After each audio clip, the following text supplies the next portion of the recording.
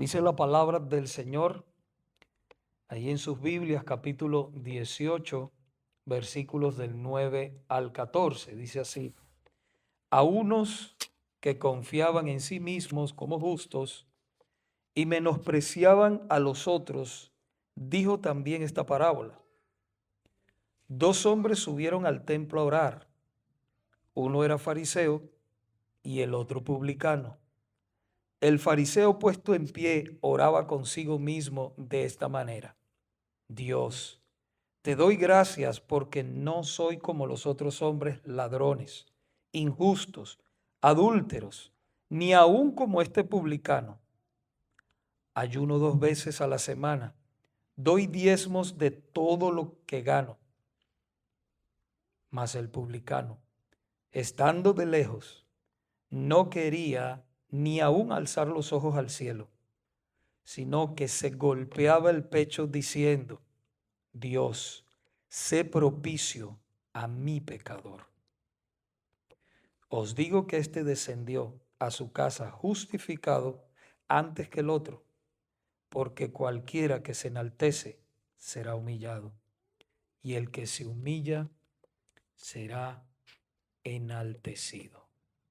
Vamos a orar para poner esta palabra en las manos del Señor y que el Señor obre en nuestros corazones conforme sea el deseo de su voluntad. Padre, una vez más venimos delante de tu presencia, pidiéndote, Señor, que a través de tu Santo Espíritu toques nuestros corazones, Señor, y hables a ellos de una manera especial.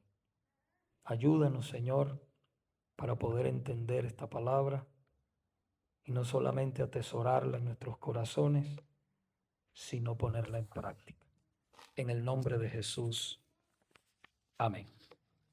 Hermanos, en el versículo 14 que ya leímos, nos dice que este recaudador de impuestos volvió a casa con sus pecados perdonados. En cambio, el fariseo no. ¿Por qué?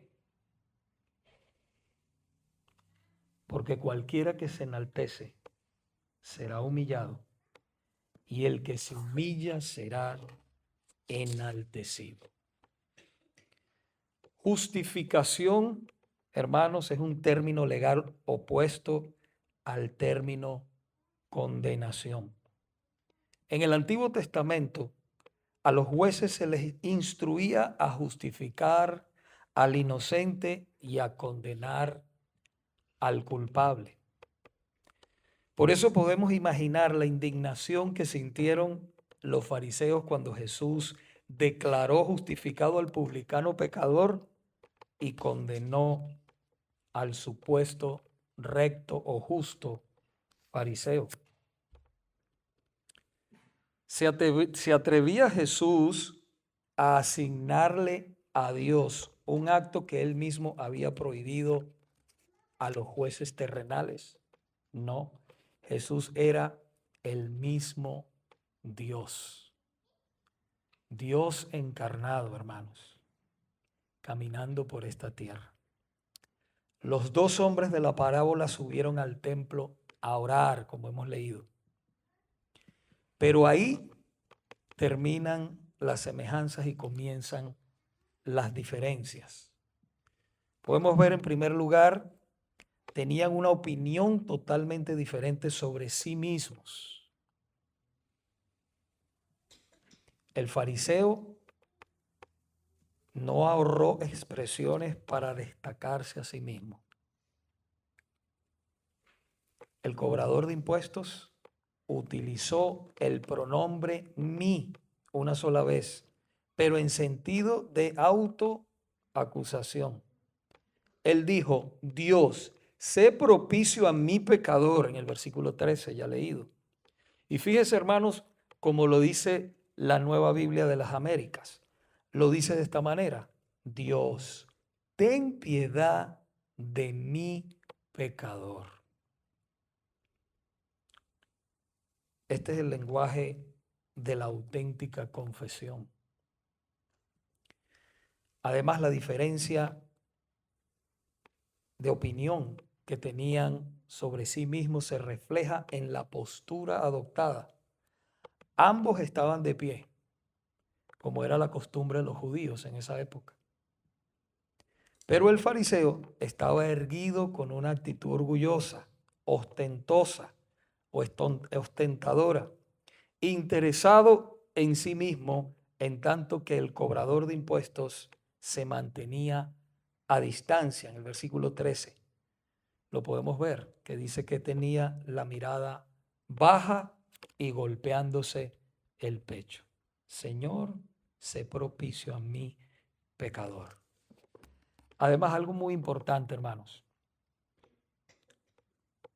Muestran una diferencia base de confianza, por lo cual Dios habrá de aceptarlos.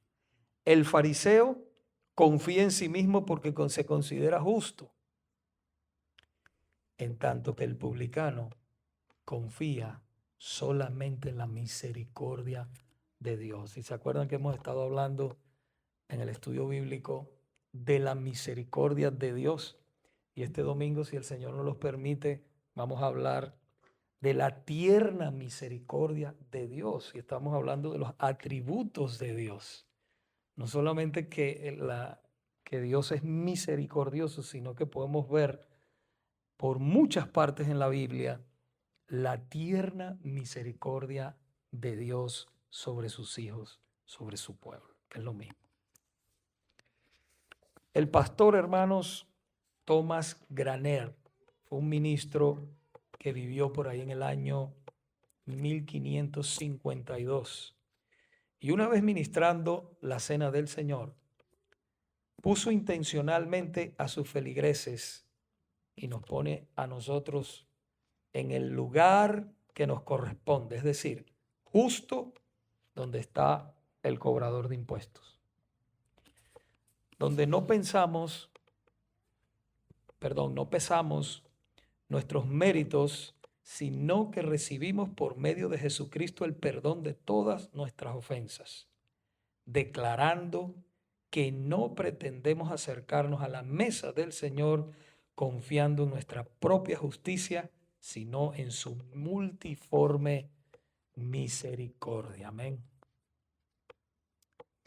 Así que esta oración de humilde acceso a la presencia de Dios será por siempre el lenguaje de todo verdadero creyente en el Señor, de todo verdadero hijo de Dios.